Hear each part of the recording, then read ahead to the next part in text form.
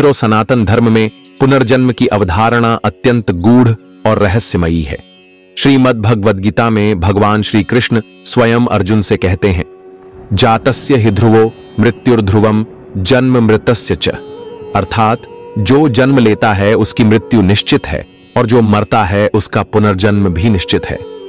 परंतु एक जटिल प्रश्न यह उठता है कि क्या एक ही परिवार में आत्मा का पुनर्जन्म संभव है?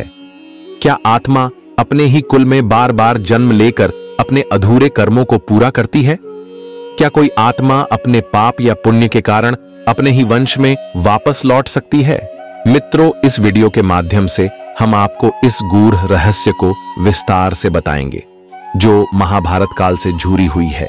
मित्रों, कहते हैं कि इस कथा को सुनने मात्र से व्यक्ति के कोटि कोटि पापों का नाश होता है। तो आपसे आग्रह है कि इसे पूरे ध्यानपूर्वक और आखिरी तक अवश्य देखें। साथ ही इस वीडियो को एक लाइक करके कमेंट में जय श्री हरि विष्णु लिखकर ईश्वर को अपना आभार व्यक्त करें। तो चलिए शुरुआत करते हैं आज की इस ज्ञानवर्धक प्रस्तुति की। मित्रों, यह कथा महाभारत काल से जुड़ी हुई है और भगवान श्री कृष्ण स्वयं इस रहस्य को उजागर करते हैं। महाभारत का युद्ध समाप्त हो चुका था। धर्मराज युधिष्ठिर ने हस्तिनापुर का शासन संभाल लिया था। पांडवों ने अपनी संपूर्ण शक्ति से राज्य को धर्म के मार्ग पर चलाने का प्रयास किया, किंतु उनके मन में अब भी कई आध्यात्मिक प्रश्न थे। युद्ध के दौरान उन्होंने अपने परिवार के कई सदस्यों को खो दिया था। भीष्म पितामह, अभिमन्यु, द्रोणाचार्य, कर्ण और स्वयं श्री कृष्ण की इच्छा से कौरव वंश का संहार हो गया था। यह सब देखकर युधिष्ठिर के मन में एक गहरी जिज्ञासा उत्पन्न हुई। एक दिन वे अपने भाइयों भीम, अर्जुन, नकुल और सहदेव के साथ महर्षि वेदव्यास के आश्रम पहुंचे। वहां उन्होंने श्रद्धा पूर्वक महर्षि के चरणों में प्रणाम किया और अपनी शंका प्रकट की। युधिष्ठिर बोले, गुरुदेव, आपने हमें धर्म, कर्म और पुनर्जन्म के गूढ़ रहस्यों के बारे में सिखाया है, किंतु एक प्रश्न मेरे मन को विचलित कर रहा है। क्या एक ही परिवार में पुनर्जन्म संभव है? क्या कोई आत्मा अपने ही वंश में बार बार जन्म ले सकती है? मित्रों, फिर महर्षि वेदव्यास ने गहरी दृष्टि से युधिष्ठिर को देखा। वे जानते थे कि युधिष्ठिर कोई साधारण मनुष्य नहीं थे। वे स्वयं धर्मराज के अंशावतार थे, जिनका हृदय सदा सत्य की खोज में लगा रहता था। उन्होंने कुछ क्षण ध्यान लगाया, फिर गंभीर स्वर में बोले, धर्मराज, यह प्रश्न जितना सरल लगता है उतना ही गूढ़ और रहस्यमय है। पुनर्जन्म के नियम अटल हैं, किंतु कभी कभी कोई आत्मा विशेष परिस्थितियों में अपने ही कुल में बार बार जन्म लेती है। यह तब होता है जब उसके अधूरे कर्म उसी परिवार से जुड़े होते हैं या जब उसने अपने पूर्व जन्म में कोई विशेष संकल्प या शराप प्राप्त किया होता है। युधिष्ठिर और उनके भाई ध्यानपूर्वक सुन रहे थे। महर्षि वेदव्यास आगे बोले, पुनर्जन्म के 3 कारण होते हैं। पहला, प्रारब्ध कर्म। जो कर्म पहले किए गए हैं वे अगले जन्म में फल देने के लिए बाध्य होते हैं। दूसरा, संस्कारों का प्रभाव। जब किसी आत्मा की गहरी स्मृतियां या भावनाएं अधूरी रह जाती हैं तो वह जन्म लेने के लिए उसी स्थान की ओर आकर्षित होती है। तीसरा, ऋणानुबंध।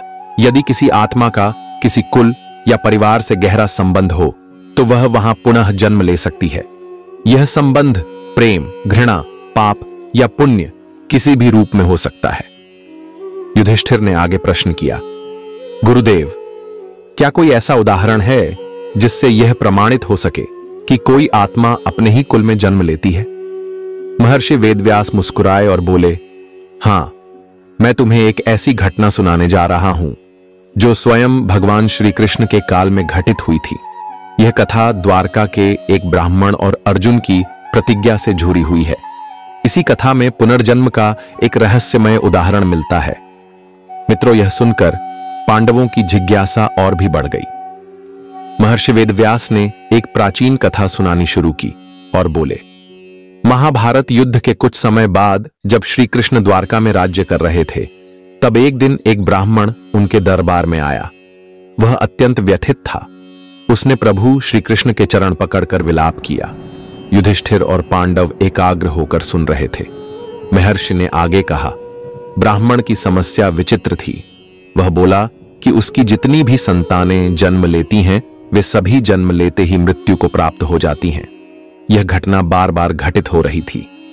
ब्राह्मण ने सोचा कि यह उसके किसी पाप का फल है, किंतु जब उसने सभी प्रकार के अनुष्ठान किए तब भी समाधान नहीं मिला। अंततः वह श्री कृष्ण के पास पहुंचा। मित्रों, यह सुनकर युधिष्ठिर के मन में कौतूहल उत्पन्न हुआ। गुरुदेव, क्या श्री कृष्ण ने ब्राह्मण की समस्या का समाधान किया? महर्षि वेदव्यास ने उत्तर दिया, हां, किंतु इस घटना में एक गूढ़ रहस्य था। ब्राह्मण का यह दुख केवल एक साधारण घटना नहीं थी, बल्कि यह पुनर्जन्म और कर्म के बंधन से जुड़ा हुआ था। जब अर्जुन को इस घटना का पता चला तो उसने ब्राह्मण से प्रतिज्ञा की कि वह स्वयं उसकी अगली संतान की रक्षा करेगा। किंतु जब ब्राह्मण का पुत्र फिर से गायब हो गया तब अर्जुन ने स्वयं यमलोक की यात्रा की। भीम ने आश्चर्यचकित होकर पूछा, क्या अर्जुन यमलोक तक चले गए? महर्षि ने उत्तर दिया, हां, अर्जुन ने वहां जाकर यमराज से इस घटना का रहस्य पूछा। तब यमराज ने उन्हें बताया कि यह ब्राह्मण कोई साधारण आत्मा नहीं है। यह आत्मा पहले भी इसी कुल में जन्मी थी और अपने कर्मों के कारण इसे बार बार अपने ही परिवार में जन्म लेना पड़ा। मित्रों, युधिष्ठिर और पांडव अब पूरी तरह इस कथा में डूब चुके थे। मित्रों, महर्षि वेदव्यास ने अंत में कहा, धर्मराज, यह कथा तुम्हें यह समझाने के लिए है कि आत्मा के कर्म उसके पुनर्जन्म का निर्धारण करते हैं। यदि आत्मा का कोई विशेष संबंध किसी परिवार से हो तो वह उसी कुल में पुनः जन्म ले सकती है, कभी पुण्य के कारण, कभी शराब के कारण, तो कभी किसी अधूरे कार्य को पूरा करने के लिए।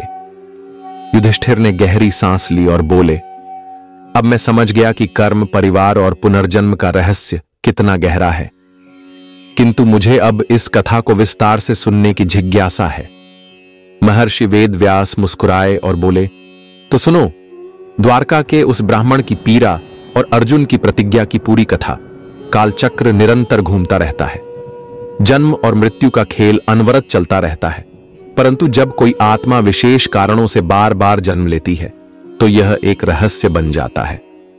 यह घटना उस समय की है जब भगवान श्री कृष्ण द्वारका में अपने राजमहल में निवास कर रहे थे। द्वारका, जो समुद्र के मध्य बसी हुई एक दिव्य नगरी थी, जहां धर्म और सत्य के पालन का आदर्श स्थापित किया गया था। श्री कृष्ण वहां अपने भक्तों को आशीर्वाद दे रहे थे, न्याय कर रहे थे और जगत के कल्याण हेतु अपनी लीलाएं रच रहे थे। एक दिन द्वारका के राजमहल के द्वार पर एक ब्राह्मण पहुंचा। उसका शरीर अत्यंत कृशकाय था, मुखमंडल पर गहन पीड़ा के चिन्ह थे और नेत्रों से अश्रुधारा बह रही थी। वह रोते रोते प्रभु श्री कृष्ण के पास पहुंचा और उनके चरणों में गिरकर अत्यंत करुण स्वर में बोला, हे द्वारकाधीश, हे योगेश्वर, मुझ पर कृपा कीजिए, मेरी व्यथा को सुनिए। मैं एक धर्मपरायण ब्राह्मण हूं। मैंने जीवन भर सत्य और अहिंसा का पालन किया है, कभी किसी का अहित नहीं किया। फिर भी मैं एक ऐसे दुर्भाग्य से ग्रसित हूं जिसका कोई उपाय नहीं दिखता। श्री कृष्ण ने प्रेम पूर्वक ब्राह्मण को उठाया और बोले, वत्स, शांत हो जाओ, कहो तुम्हारे मन की व्यथा क्या है? ब्राह्मण ने अपने आंसू पोंछे और कांपते हुए स्वर में कहा, हे माधव, मेरे जितने भी पुत्र जन्मे वे सभी जन्म लेते ही मृत्यु को प्राप्त हो गए। यह मेरे साथ 5वीं बार हो चुका है। मैं एक पिता हूं जिसने अपने पुत्र को जन्म लेते ही अपनी गोद में निर्जीव पाया। क्या यह मेरे पूर्व जन्मों के पापों का परिणाम है? क्या मेरी आत्मा किसी शराब से बंधी है? क्यों मेरे पुत्र इस संसार में आते ही चले जाते हैं? मित्रों, ब्राह्मण की यह पीड़ा सुनकर समस्त द्वारका में हलचल मच गई। वहां उपस्थित सभी नागरिक ब्राह्मण के दुख को देखकर व्यथित हो गए। लोग आपस में चर्चा करने लगे, क्या यह ब्राह्मण किसी श्रापित कुल का है? क्या यह भगवान की कोई विशेष लीला है? क्या इसे किसी ऋषि या देवता ने शराप दिया है? वहां उपस्थित सभी लोग सोच रहे थे कि जब स्वयं भगवान श्री कृष्ण इस धरती पर विराजमान हैं, तो किसी भक्त को इतना कष्ट क्यों मिल रहा है? क्या इस ब्राह्मण के भाग्य में ही ऐसा दुख लिखा है? ब्राह्मण अत्यंत दुखी और व्याकुल था। उसका हृदय इतना पीड़ा से भर गया कि वह क्रोध में आकर बोला, हे यादव श्रेष्ठ, आप नारायण के अवतार हैं, आप त्रिकालदर्शी हैं, आप जगत के पालन करता हैं। फिर भी आपने मेरे इस दुख को देखा और चुप रहे। हे माधव, यदि आप मेरे पुत्र को वापस नहीं ला सकते तो मैं समस्त द्वारका को श्राप दूंगा कि यहां किसी भी कुल में कोई पुत्र जन्म नहीं लेगा। ब्राह्मण के इस क्रोधपूर्ण वचन को सुनकर वहां उपस्थित सभी लोग भयभीत हो गए। उसी समय पांडवों में श्रेष्ठ गांडीवधारी अर्जुन वहां उपस्थित थे। उन्होंने ब्राह्मण की पीड़ा को सुना और स्वयं आगे बढ़कर प्रतिज्ञा की, हे ब्राह्मण, तुम व्यथित मत हो। मैं अपने गांडीव की सौगंध खाकर कहता हूं कि यदि इस बार तुम्हारा पुत्र जन्म लेकर भी जीवित नहीं रहेगा तो मैं स्वयं अग्नि में प्रविष्ट होकर प्राण त्याग दूंगा। श्री कृष्ण ने अर्जुन को देखा और मंद मुस्कुराए। वे जानते थे कि इस घटना के पीछे एक गहरा रहस्य छिपा हुआ है। जब अर्जुन ने यह प्रतिज्ञा ली तो श्री कृष्ण ने एक रहस्यमयी मुस्कान दी। उनके नेत्रों में एक दिव्य चमक थी, मानो वे जानते थे कि आगे क्या होने वाला है। अर्जुन ने ब्राह्मण से कहा, हे ब्राह्मण, इस बार जब तुम्हारी संतान जन्म ले तो मुझे बुला लेना। मैं स्वयं अपनी दिव्य शक्तियों से इसकी रक्षा करूंगा। कोई भी इसे मार नहीं पाएगा। ब्राह्मण को अब अर्जुन पर विश्वास था। उसने श्री कृष्ण के चरणों में प्रणाम किया और अपने घर लौट गया। परंतु क्या इस बार भी वही होगा जो पिछले 5 बार हुआ था? क्या अर्जुन अपने वचन को निभा पाएंगे या फिर इस घटना के पीछे कोई दिव्य लीला चल रही थी? क्या अर्जुन अपनी प्रतिज्ञा को पूरा कर पाएंगे? अब सभी की दृष्टि उस दिन पर टिकी थी जब ब्राह्मण की संतान का जन्म होगा। द्वारका के नागरिक भी उत्सुक थे, क्योंकि यह केवल एक पिता की पीड़ा ही नहीं बल्कि पुनर्जन्म और कर्म के रहस्यों से जुड़ी एक महत्वपूर्ण घटना थी। मित्रों, किंतु जब ब्राह्मण का पुत्र पुनः जन्म लेकर गायब हो गया तो अर्जुन ने अपनी प्रतिज्ञा निभाने के लिए उसे ढूंढने का निश्चय किया। अर्जुन ने अपनी दिव्य दृष्टि और धनुष गांडीव की शक्ति से ब्राह्मण के नवजात पुत्र की रक्षा के लिए हर संभव उपाय किए। उन्होंने अपने धनुष की रक्षा चक्र से ब्राह्मण के घर को सुरक्षित किया। किंतु जब संतान का जन्म हुआ तो वह रहस्यमयी रूप से पुनः लापता हो गया। ब्राह्मण विलाप करने लगा और क्रोध में अर्जुन को ताने मारने लगा। हे अर्जुन, तुमने तो कहा था कि तुम मेरे पुत्र की रक्षा करोगे, परंतु वह फिर भी लुप्त हो गया। क्या तुम्हारी प्रतिज्ञा व्यर्थ थी? अर्जुन को अपनी शक्ति पर अत्यंत विश्वास था। उसने संकल्प लिया कि जब तक वह इस रहस्य को सुलझा नहीं लेता तब तक वह चैन से नहीं बैठेगा। मित्रों, फिर अर्जुन ने सबसे पहले इंद्रलोक की यात्रा की। उन्होंने स्वर्गलोक जाकर देवराज इंद्र से पूछा, हे देवराज, क्या मेरे ब्राह्मण मित्र का पुत्र यहां पर है?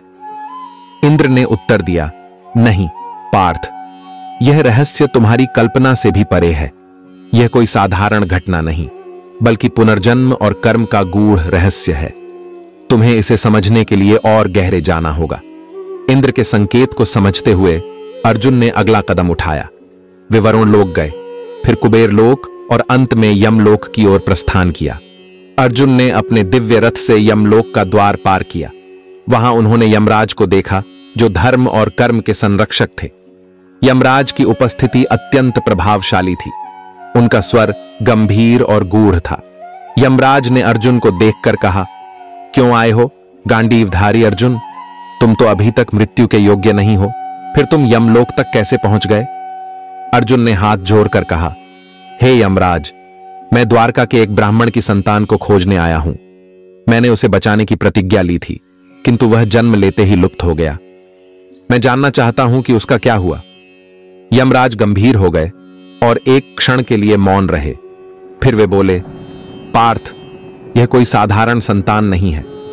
इसका रहस्य तुम्हारे और श्री कृष्ण के काल से भी बहुत पुराना है। यह आत्मा एक शराब के कारण अपने ही परिवार में बार बार जन्म ले रही है।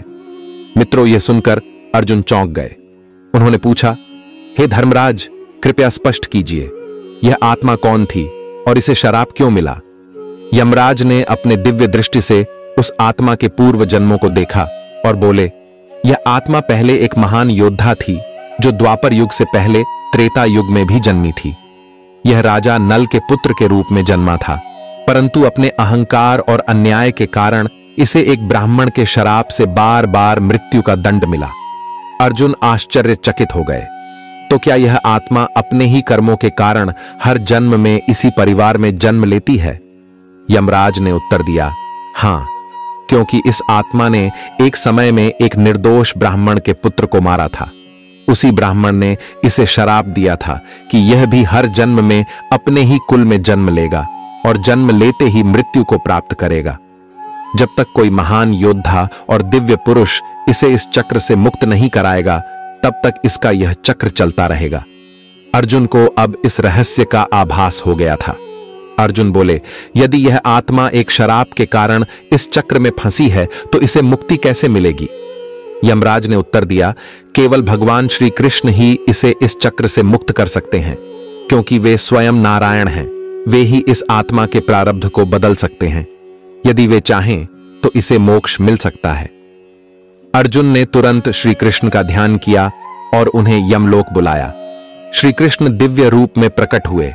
श्री कृष्ण मुस्कुराए और बोले, हे पार्थ, यह आत्मा अपने ही कर्मों में उलझी हुई थी, परंतु अब इसका समय आ गया है कि इसे मोक्ष प्राप्त हो। फिर श्री कृष्ण ने अपने दिव्य सुदर्शन चक्र से उस आत्मा के बंधनों को काट दिया।